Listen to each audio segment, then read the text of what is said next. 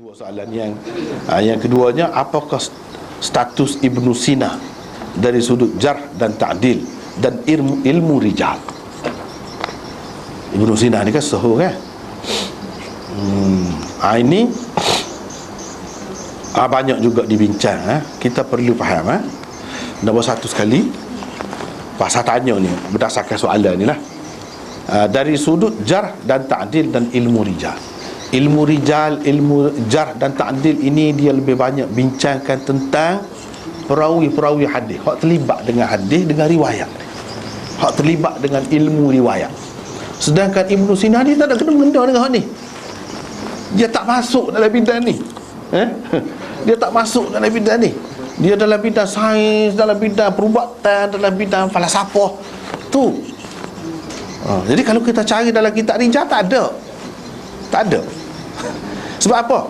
Orang tak ada riwayat hadis daripada dia, tak ada. Kita tidak bergantung dengan dia, dengan hak ni. Ibnu Sina ni tak ada orang bergantung dengan dia dalam bab hadis, dalam bab gapo pun tak ada. Walaupun dia hafal Quran, umur 10 tahun hafal Quran dah. Walaupun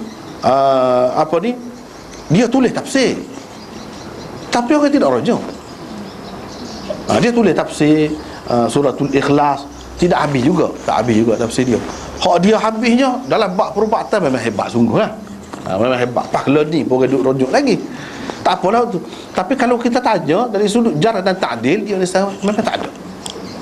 Dalam kitab-kitab rijal tak ada sebut. Cuma dalam sejarah ada sebut. Sejarah, pendapat-pendapat ulama berbeza-beza berhubung dengan Ibnu Sina. Kita perlu tahu waktu. Tapi terlebih dahulu kita kena tahu bahawa Ibnu Sina ni tak ada kena-mengena dengan sudut agama kita, tak ada. Kita tidak bergantung dengan dia, kita tidak ambil ilmu daripada dia, cara ke semayang, ke gapo-gapo. Ramai orang Islam dalam dunia ni tak ada bergantung dengan dia bab agama. Lepas tu pendapat ulama tentang dia, oleh kerana dia ni memang masuk dalam falsafah tu, dia masuk dalam telajak. Dalam telajak. Kalau ilmu falak tu tak apa, perubatan tak apa, ni dia masuk dalam bab ilahiyah ataupun ma ba'da tabi'ah. Orang panggil falsafah metafizik tu. Dia pergi hak tu, dia ikut falsafah Yunan, betul, ikut Aristotle. Jadi setengah ulama kata itu hak dia, setengah ulama kata tak, dia nak hurah hak Aristotle je. Kalau hak dia, makna sesat. Sebab itulah Ibnu Taimiyah bukan setakat kata sesat, dia ni kafir. Ibnul Qayyim kata kafir. Imam Ghazali kata kafir. Imam Ghazali tu ahli falsafah juga, tapi dia tahu dia telajak dah ni. Siapa setara tu? Jadi kena faham. Ini satu pendapat dari satu sudut. Ada yang mengatakan begitu. Tetapi Imam Zahabi, anak murid Ibnu Taimiyah juga, dia tak kata gitu. Cuma dia ambil daripada Ibnu Khallikan. Dia kata dia saat akhirnya Ibnu Sina ni dia bertaubat. Banyaklah dia baca Quran. Bila dia sakit, dia tahu dia tak boleh pergi dah, mati dah. Muka dia doktor juga, dia tahu kan. Dia mati dah sekali ni, tak boleh, tak ada guna dah ubat. Jadi dia kira duduk bersedekah, baca Quran 3 hari sekali khatam, 3 hari sekali khatam. Dia duduk dia semayang, duduk taubat dengan Tuhan. Banyaklah. Boleh jadi dia menyesali banyak dia tulis dalam bab falsafah tu. Di mana tu makhluk ni dikatakan qadim, sama qadim dengan Tuhan. Akhirat tak ada, bangkit-bangkit ni tak ada. Manusia selepas mati akan hidup semula, ruh, kata dia, bukan tubuh, tak ada kena-mengena dengan tubuh. Banyaklah hak dia sebutnya. Hak salah lah. Kalau dari segi agama, salah. Salah. Kalau betul hak tu hak dia. Kalau orang ambil kesempatan buat atas nama dia, tu kita tak tahulah. Tak tahulah. Jangan kira al-qanun fit tib kuliah Ibnu Sina tu, kira hak tu tak ada kena-mengena. Dia tidak cari Tuhan hak tu. Kalau tengok asy-syifa dia, Maulana Anwar Shah Kashmiri kata bukan asyifa, tapi ada penyakit tu, bukan penawar. Tu kata dia. Kitab tu penyakit, bukan penawar. Tu pun ahli falsafah juga tu, Anwar Shah Kashmiri. Dia tahu, dia baca. Ibnu Rushd, ahli falsafah juga, kritik, habis kritik Ibnu Sina. Dia kata Ibnu Sina telajak. Jadi itu di satu pihak. Di satu pihak yang lain, ulama-ulama mengatakan, termasuk yang saya baca dalam tulisan-tulisan ulama-ulama pengkaji kitab Ibnu Sina ni, dia kata Ibnu Sina ni memang dari segi keturunan dia, ayah dia, abang dia, puak-puak Qaramitah Ismailiyah, Syiah Ismailiyah memang. Tapi dia tidak terpengaruh, dia tak suka. Dalam surat-surat dia ada sebut dia tak suka ayah dia, tapi bila duduk bincang cerita inilah fahaman Ismailiyah dalam rumah dia selalu mari, kata dia duduk bincang benda-benda tu, tapi dia tak suka, dia tak ikut tu. Jadi mengikut pengkaji-pengkaji ni, dia kata Ibnu Sina tidak terlibat. Cuma dia, keluarga dia gitu memang. Ayah dia, abang dia terlibat dengan puak-puak Qaramitah yang buat lari Hajarul Aswad tu berapa puluh tahun. Puak-puak tu lah puak-puak sesat tu. Dia sendiri tidak terlibat. Ayah dia, abang dia memang Syiah Ismailiyah, tapi dia tidak. Bahkan dia tidak setuju dengan hal tu.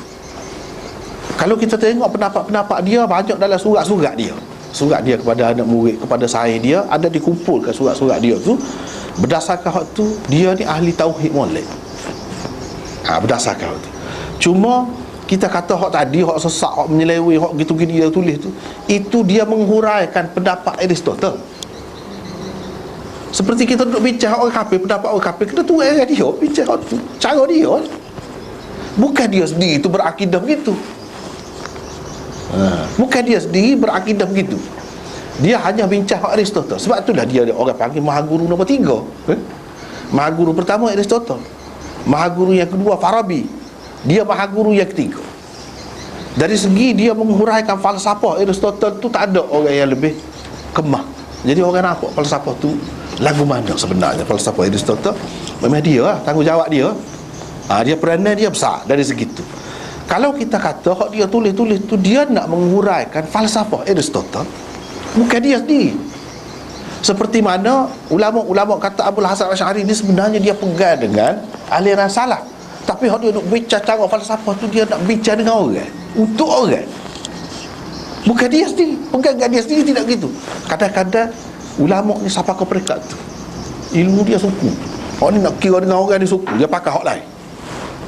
Dia pakai hak lain. Kalau kita kata begitu, selamat Ibnu Sina. Kalau tak kata begitu, berat dia. Sebab tu yang kita kata itu satu jalan nak melepaskan dia. Tetapi ahli-ahli sejarah kebanyakannya, kalau betul lah, kalau betul ni dalam sejarah tak tahu. Seperti hak lain-lain dia boleh seleweng lah. Hak ni kalau betul, dia kata Ibnu Sina ni memang kaki Arab, dah suka muzik, dengar tengok orang Tino menari ke apa, suka. Kalau lagu tu lagi teruk. Kalau lagu tu, hak tu dia tak boleh tinggal. Tetapi berdasarkan kajian ulama-ulama yang buat terhadap Ibnu Sina ni, dia kata sebenarnya Ibnu Sina tidak begitu. Dia kata lagu lain serupa dengan orang ramai duk kata mazhab Imam Abu Hanifah menghalalkan arak lah. Hak dia kata halal tu nabi. Hak dia minum tu nabi. Nabi tu ni lain, bukan arak. Saya selalu buat contoh. Tuak Kedah tu maknanya arak. Tuak Kelantan bukan arak, nera dia. Jadi duduk bala hak tu. Jadi dia kata hak ni minum tuak, kata dia. Dia pun faham tuak pada arak lah. Padahalnya orang guna tuak di situ, guna tuak bahasa Kelantan. Dan Ibnu Sina kata, dia kata boleh minum arak dalam keadaan darurat. Dalam keadaan darurat. Kalau lagu tu ada sebagai berubat kau, sebagai gapo kau, dia seorang doktor, setara tu je lah. Bukan bermakna kalau dia kata darurat, takkanlah dia minum nak hari. Seperti ramai orang-orang yang orang-orang yang tidak faham, ini kita lebih dekat lagi. Tak betul.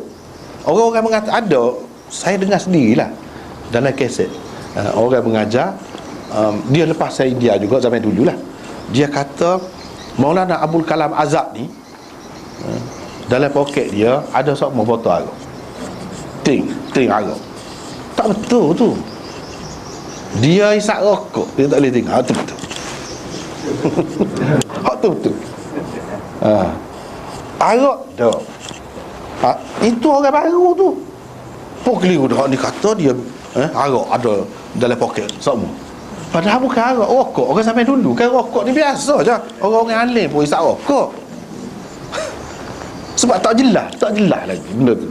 Jadi benda-benda ginilah, jadi kita berhubung dengan Ibn Sina, Farabi, Ibn Rushd dan sebagainya, kita boleh ambil jalan sederhana lah. Kita cuba takwil. Kalau dia tak betul, Tuhan Maha tahu. Kalau dia betul, kita kata dia gitu, berat tu. Tapi dia mahu kata tu, dia berdasarkan kitab dia lah. Kita tak boleh menyalahkan juga kalau orang kata dia sesat, dia gitu. Berdasarkan kitab tu, kalau dia lagu tu memang sesat. Jadi hak kata begitu bukan ahli hadis seperti Ibn Taymiyah saja, Imam Ghazali sendiri pun kata. Jadi kita kena beringat, Ibn Sina ni kita ambil supaya kita belajar dengan orang putih lah, supaya kita belajar dengan orang kafir, ilmu-ilmu lain kita terima, tak kisah.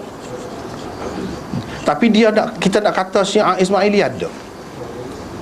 Lah ni orang berebut. Syiah Ahmad 12 pun berebut juga. Dia kata Ibn Sina ni Syiah Ahmad 12 pula dah. Padahal tak ada. Keluarga dia tu Syiah Ismailiyah. Syiah Ismailiyah ni dia saling mengkafir tu. Syiah Ismailiyah kafir ke Syiah Ahmad 12. Syiah Ahmad 12 kafir hak ni. Jadi tak ada kena guna Ibn Sina dengan Syiah Ahmad 12. Kalau ia pun Syiah Ismailiyah. Tapi berdasarkan kajian hak ulama buat, hak terlibat tu ayah dia dengan abang dia. Dia tidak suka pun dengan hak tu. Jadi berdasarkan hak ni rengeh lah. Tapi bagaimanapun kita kena beringat.